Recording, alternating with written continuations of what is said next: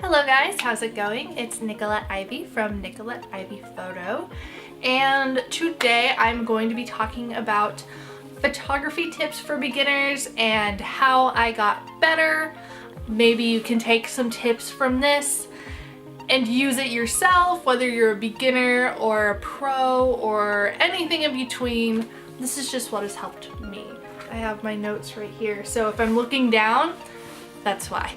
I first started taking pictures in 2011. I mean, I've been taking pictures for like years. Like, I don't know, I've had a camera in my hand for like half my life. But like, I started like seriously doing it in like 2011. Like, that's when I started my little Facebook page. I made a Facebook page for my photography in 2011.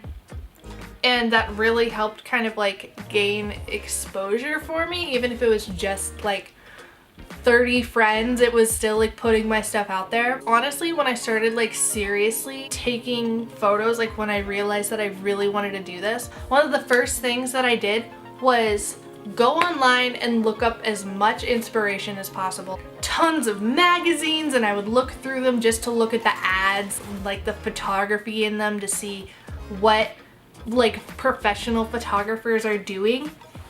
And I would also like go on Pinterest, and I would like find Facebook pages of other photographers. Flickr is a huge one. I suggest if you don't have a Flickr, go get one, because this honestly helped me so much. Flickr has this really cool thing where it'll post the metadata, and that's like the camera settings that they used for that one particular shot. So it'll say like what the ISO was and like what the f-stop was and if they used a flash. So if you see a photo that you really like 80% of the time it'll say how they took that photo. Another thing that helped is to shoot in RAW. If you're not already shooting in RAW, do it. Your camera most likely 100% has a RAW setting, and what RAW means is that it doesn't compress the photo. So when a photo is taken in JPEG, it'll compress the photo to a smaller size and compress the colors and like color correct for you, so the picture isn't exactly the way that you take it, but on RAW, it'll be the exact same way that you took the picture. Honestly, I suggest getting Lightroom and Photoshop. If you're a student, you can get Adobe, Photoshop, and Lightroom for $10 a month, and once you're not a student, I think it's like $20, but then you can also buy the entire Adobe suite for about that much too. So honestly, do that. Getting Lightroom changed my life. Like, at first when I got it, I didn't understand a single thing. I started like watching YouTube tutorials, how to use Lightroom, because it's kind of different, especially because I first started out using Photoshop and it wasn't as like matter of fact as Photoshop. There's a lot of little settings, and if you've watched my videos, you know what I'm talking about, so I don't know why I'm really even explaining it.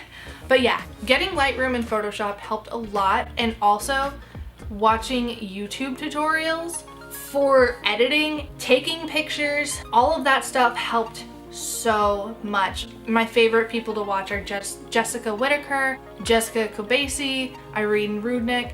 I don't know if I'm pronouncing your names correctly, I think I am, but they do really cool tutorials, and they even will like have a camera follow them around and like show them how they do shoots, so then you can kind of see like how they do it. And for me, that helps a lot because I'm a visual learner. Like, just go check them out, honestly, and like there's so many other people like them, and this is no way like trying to promote them. I'm just like, they were pretty much one of the biggest things that got my photography to look way better. Just take pictures of your friends, your family. Like, most of the time they'll be cool with it, and they're not going to care if your photos look like crap. Like, you can always ask them to take pictures with you again, and they will most likely do it, which is really cool. And I still do that. I mostly take pictures of people that I know personally because I'm a shy person, and that's just easier for me, and some of my friends are models, so it kind of works out. Critiquing.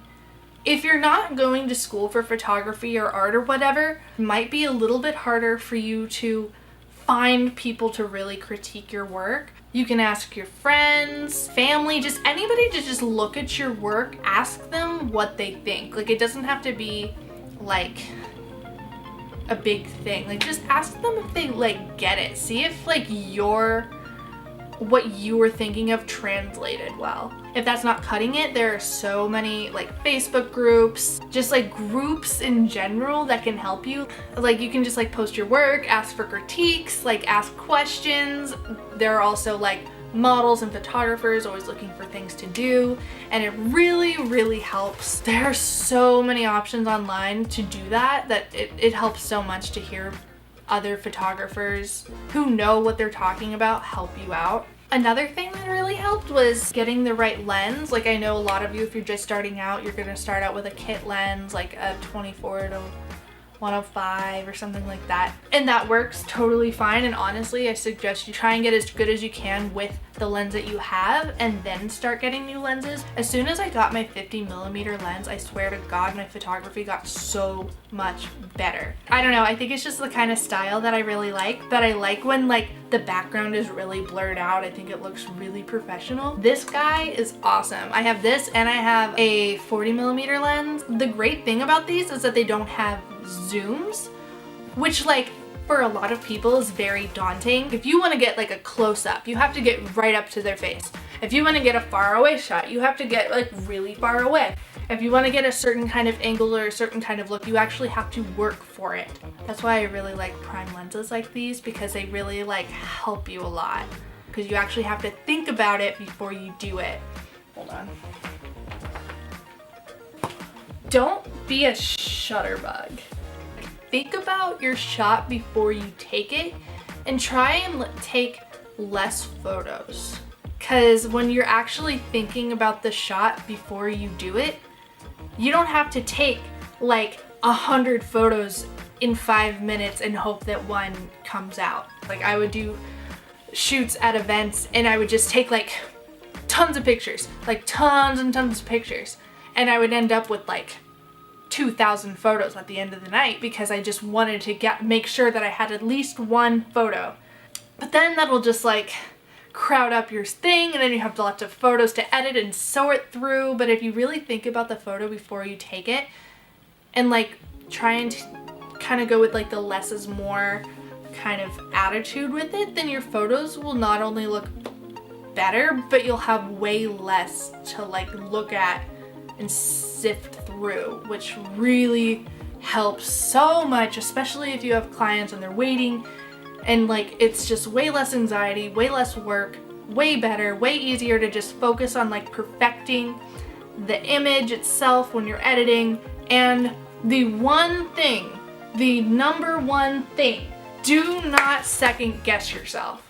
Don't do it. Don't do it. I do it too much. I do it way too much, and that has gotten me nowhere. Second guessing myself, second guessing my ideas, second guessing asking people to take pictures with me has gotten me absolutely nowhere. If you have an idea, go for it. The worst that will happen is that you learned something from it. Your photo might not turn out good. Oh well, you can always shoot again. If not, you learned something from it. Like, you learn not to make that mistake again. Think outside the box and don't second guess it.